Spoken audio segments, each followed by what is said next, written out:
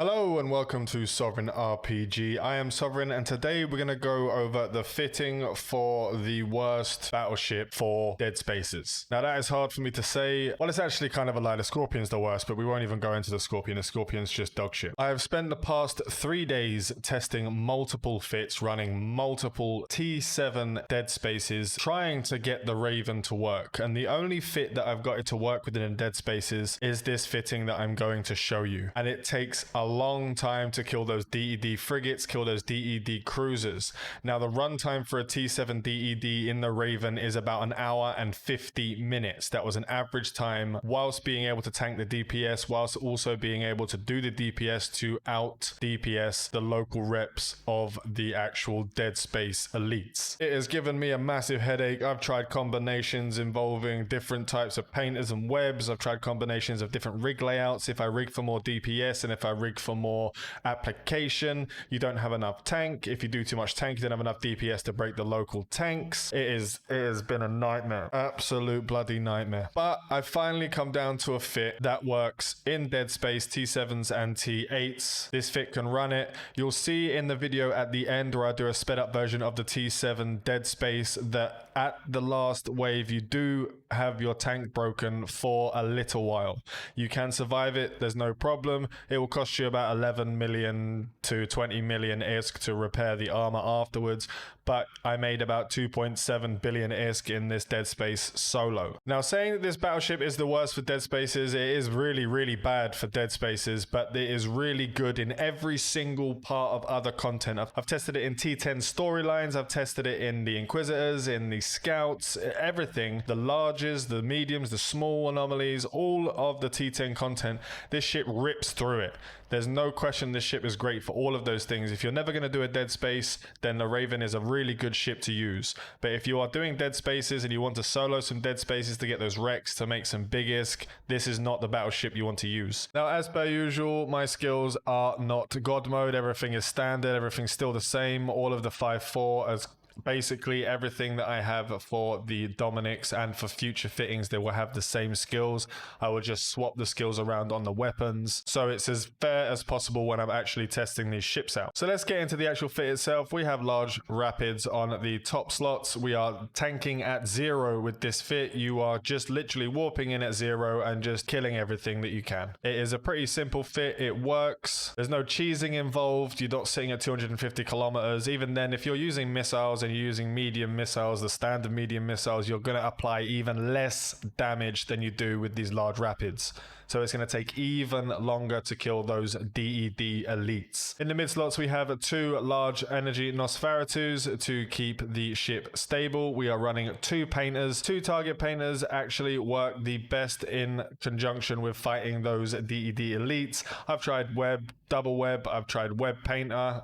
It's just, you just don't understand how much of a headache this actually was to try and get to work. So in the low slots, we have a large shield booster. We have 2 adaptive and vulnerability fields and 1 reactive. You get your resistances up to the high 80s with this layout. We have 2 ballistic control systems. Now we could have done 1 ballistic control unit and 1 explosive velocity module, but again, that didn't help. If at all helped, it raised the DPS by about 10. So there's literally no point, and this will help you to clear all the other rats a lot quicker if you're using the double ballistic control systems. The drones don't really matter. I don't really use them because they do no damage. It adds up over some time, but if you don't have skills in them, it really doesn't matter. So let's go into the rig slots. We have a core defense charge economizer, 30% boost. We have a minus 20% activation time to speed up the amount that it reps, and a loading bay accelerator. In the engineering slots, we have a capacitor control circuit 3, which is needed to keep the ship stable for PvE. We have a polycarbon engine housing for the inertia modifier to be able to warp quicker, and we have another polycarbon engine housing 3. I always like to use these if I don't have to use other engineering slots. It does allow you to get through those T10 stories quicker.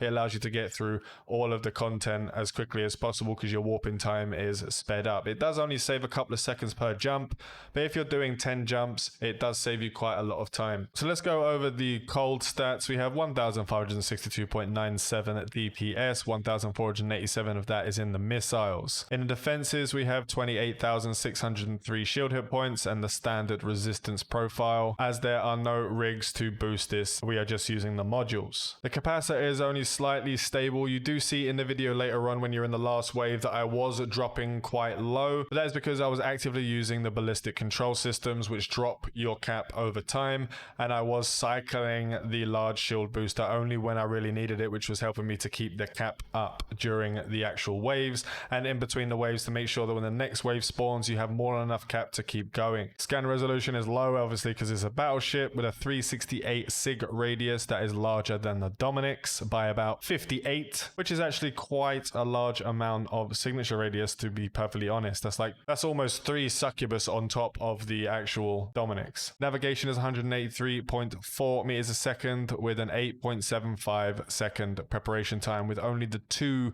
inertia rigs in there. So let's have a look at the hot stats of this ship. Just activate all the modules here. We have an offensive DPS of 2,394.27 in the missiles.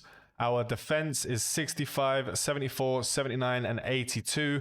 When that reactive is active and you're being hit by the weapon types that you're being hit by, these 3 will all jump up. This will be about 84, 87, etc. So you'll be doing a lot of your tanking with the resist profile rather than the rep amount. With those rigs in there, you're doing 1188 every 5 seconds. It does keep you completely topped up at 100% while cycling. You don't even need to use it all the time until you get to that last wave where you have the 4 elite DED rats. Everything else in here is all the same. There's no changes. All the rigs are the same. It's only your DPS that's risen and your defenses. So basically just a roundup of how this ship's really good for the T10 storylines. It's really good for any other content apart from Deadspaces. And I like my ships to be able to do a little bit of everything without having to change too much. And the Dominic's is still #1 king head honcho. The Raven is currently at the bottom with an hour and 50-minute clear time on a T7 DED, and the Dominic's was 50 minutes